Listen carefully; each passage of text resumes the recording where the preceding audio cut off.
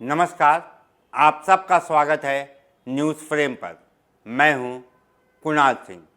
बरमेश्वर मुखिया एक बार फिर बिहार की राजनीति में चर्चा में हैं। रणबीर सेना के प्रमुख बरमेश्वर मुखिया को लेकर आरजेडी की प्रवक्ता सारिका पासवान ने कुछ ऐसा बयान दे डाला कि भूमियार समाज की प्रतिक्रिया आनी ही थी। मोर्चा भूमियार ब्राह्मण एकता मंच के संस्थापक आशुतोष कुमार ने संभाला और सारिका पासवान को जमकर खरी खोटी सुनाई। आग बबूला आशुतोष जैसे अपना आपा ही खो बैठे और सारिका के लिए अब सब तक बोल गए। बयान से बौखलाकर सारिका आशुतोष के खिलाफ मामला दर्ज कराने पटना के SC/ST थाने जा पहुंची। देखिए, जैसे आपको पता होगा कि कल एक भूमियार ब्राह्मण जो एकता मंच के संस्थापक खुद को कहने वाले संयोजक आशुतोष कुमार और जिनकी पार्टी है राष्ट्रीय जनतंत्र पार्टी के, वो अपने आप को राष्ट्रीय अध्यक्ष भी बताता है, वो व्यक्ति आशुतोष कुमार, उसने सोशल मीडिया पे आकर के बकायदा मेरे नाम के साथ सारिका कुमारी पासवान और उसके साथ उसने बहुत ही अभद्र टिप्पणी की, जिसमें उसने ये भी बात लिखी है स्पष्ट रूप से कि साड़ी साया खोल करके घुमाया जाएगा तुमको। और इतना ही नहीं, मुझे कल से ही लगातार सैकड़ों कॉल आए हैं मेरे लाइफ थ्रेट को देते हुए। रेप थ्रेट मुझे दिया जा रहा है, मुझे बाहर निकलने से मना किया जा रहा है कि सड़क पर निकलोगी तो ये कर देंगे वो कर देंगे, मतलब अनगिनत जो कहते हैं वो सर। और उसकी हिम्मत देखिए कि अभी भी वो लाइव आकर के वो मुझे चेतावनी दे रहा है। तो मैं उस आशुतोष कुमार फिसड्डी, महिलाओं के अपमान करने वाला, जो अपनी माँ की योनि से निकला हुआ, अगर तुम असल बाप की पैदाइश हो ना, तो मैं तुमको चैलेंज करती हूँ, जो बातें तुमने सोशल मीडिया पे लिखा है ना, वो एक बार आके तुम मेरे सामने कह दो तुम्हारी माँ ने अगर तुम्हें सही में जना है तो। अपमानजनक भगवान मानते हो? कौन सी गलत बात मैंने कह दी? कौन सी गलत बात है? अरे लोकतंत्र है, लोकतांत्रिक तरीके से जिंदाबाद मुर्दाबाद करने का अधिकार है सबको। तुम भी उस टाइम मैं तो कह रही हूँ, मैं तो चेतावनी दे रही हूँ उस आशुतोष कुमार नामर्द को, टुच्चे को माफी नहीं मांगा है। गलत बातों को आप लोग प्रचारित मत कीजिए। उसने सोशल मीडिया को डिलीट किया और कह रहा है कि आईडी हैक हुआ है, लेकिन ये जिम्मेदारी उसकी बनती है, माफी नहीं मांगना है। अगर माफी मांगता, शर्म होता उसमें, तो आके वो माफी मांगता, लेकिन वो लाइव आकर के दोबारा वो मुझे चेतावनी दे रहा है। इसलिए मैं उसको चैलेंज कर रही हूँ कि आशुतोष, अगर निश्चित रूप से मैं अपने स्टैंड पर हूँ, मैं क्यों नहीं स्टैंड पर रहूंगी? पूरी मेरे देश की, मेरे बहुजन जो है ना भाई, वो मेरे साथ खड़े हैं और मैं अपने जो कहे गए बात उस पर स्टैंड करती हूँ। अभी आप थाने पहुंची हैं।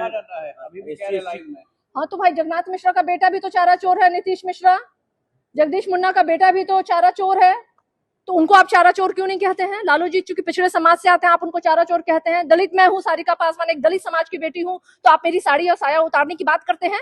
तुम अपनी माँ की साड़ी साया उतारने की बात क्यों नहीं करते हो? तुम अपनी बहन और की साड़ी साया उतारने की बात करो। लेकिन मैं इनको चेतावनी देना चाहती हूँ, इनके जैसे फिसड्डी लोगों को, कि जो बहुजन की आबादी है ना, अगर तुम्हारे पीछे पड़ गई तो तुम सोचो तुम कौन से बिल में छुपोगे।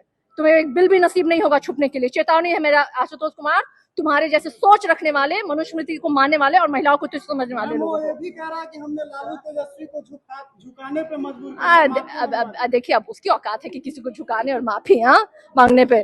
2 मिनट तो ठहरे नहीं, सोशल मीडिया पे डिलीट करना पड़ा, वो चले हैं झुकाने वाले। जी, मैंने SC/ST थाने में मैंने मामले को दर्ज किया है और मैं अभी SC/ST आयोग में जा रही हूँ। महिला आयोग का भी रुख करूंगी। मैं माननीय मुख्यमंत्री नीतीश कुमार जी के भी समक्ष जाऊंगी। बात आधी आबादी की वो करते हैं और उसी आधी आबादी की मैं भी एक महिला हूँ। इसके अलावा मैं तमाम प्रशासनिक, चाहे वो SP हो या हमारे DGP हो या कमजोर आयोग वर्ग के जो भी हैं, सभी लोगों से मैं संपर्क करूँ। रिश्ता बनाए अपने बहन का या अपना या खुद का शादी करें या किसी परिवार का नहीं करेंगे। सेम वही हाल सब जाति के नेताओं में है। तो भैया, जब अपनी जाति के नेता अपने यहाँ के गरीबों के यहाँ, तो गोतिया को गोतिया मानने से लोग मना कर देता है। यदि हमारे पति हैं और हमारे गोतिया का गंजी फटा हुआ है तो पूछेगा तो बहाना करता है कि नहीं मेरे गोतिया नहीं है, होगा गांव का दूरदार का लगता है। तो कभी भी जाति में कोई भेदभाव नहीं हुआ, गरीबी और अमीरी में हुआ है।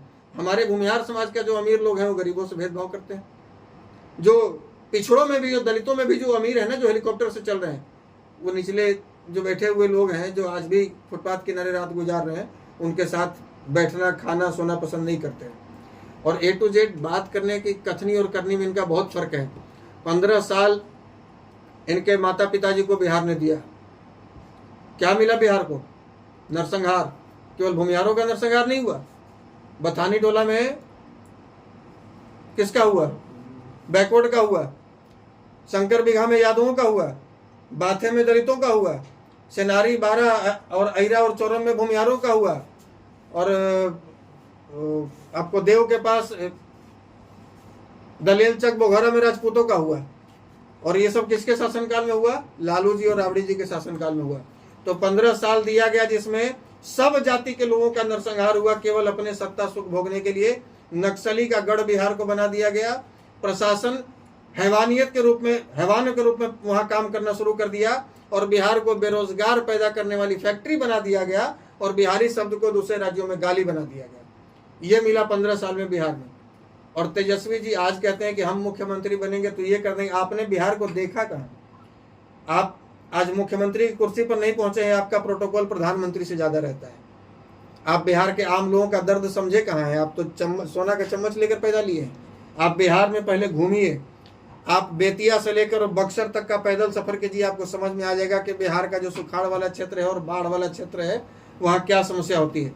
आप सोना का चम्मच और एसी के कमरे में बैठकर केवल आप राजनीति कर रहे हैं, आपको बिहार की समझ है ही नहीं। और आज जो ये लोग हमारे लिए जो शब्द इस्तेमाल किए हैं, एक प्रबुद्ध समाज का 12 वर्षों से संगठन चला रहे हैं, 10 लाख उसके मेंबर हैं। पूरे भारत के भूमिहार ब्राह्मणों का सबसे बड़ा संगठन आशुतोष कुमार चलाता है, जिसने बिहार को 3 बार बंद कराया, जिसने 10% रिजर्वेशन दिलाने में बहुत बड़ा योगदान दिया। और उस व्यक्ति को के लिए आप टुच्चा और लफंगा शब्द का इस्तेमाल किए हैं अपने ट्विटर अकाउंट से, अपने फेसबुक अकाउंट से, वेरीफाइड अकाउंट से, जिसके मिलियन फॉलोअर हैं। और अपने आप को क्या आप नेता समझते हैं? तेजस्वी जी, आपको अनुकंपा पे राजनीति मिली होगी, आपको अनुकंपा पे पहचान मिली होगी। आशुतोष कुमार को यदि एक आदमी भी पहचानता है तो वो आशुतोष कुमार के बदौलत, आशुतोष कुमार के बाप के बदौलत नहीं। लेकिन आपकी पहचान आज भी लालू यादव के बेटे के रूप में है, आपकी अपनी कोई उपलब्धि नहीं। क्या तेजस्वी यादव जी जो ये ट्वीट कर रहे हैं उनकी सोची समझी साजिश है? ये बिल्कुल साजिश है, और ये हर बार चुनाव से पहले ये लोग अगड़ा पिछड़ा का खेल खेलते हैं। लेकिन बिहार की जनता अब समझ चुकी है, बिहार की जनता को हम लोग भी बताएंगे और समझ भी चुकी है।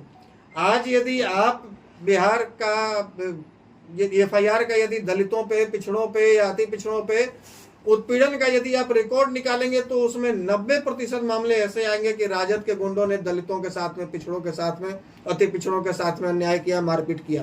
परसों की घटना है, पासवान के मोहल्ले में जाकर जबरदस्ती राजद के गुंडे कह रहे हैं कि यादव जी वाला गाना बजाओ, नहीं तो नहीं बजाएंगे, पासवान के गाना नहीं चलेगा और तुम्हारी लड़की हमारे साथ नाचेगी। कहाँ गया था इनका दलित प्रेम? क्यों नहीं मुंह खुला राजद के किसी प्रवक्ता का? और ये कहाँ गई थी बोलने वाली, ये जो आज प्रवक्ता बनी घूम रही है, ये कहाँ गई थी? क्यों नहीं बोली उस समय कि इसके जाति के महिलाओं के साथ अभद्र व्यवहार क्यों कर रहे हैं राजद के गुंडे? क्योंकि उसकी पार्टी के लोग थे, और यहाँ आशुतोष उसकी पार्टी का नहीं है।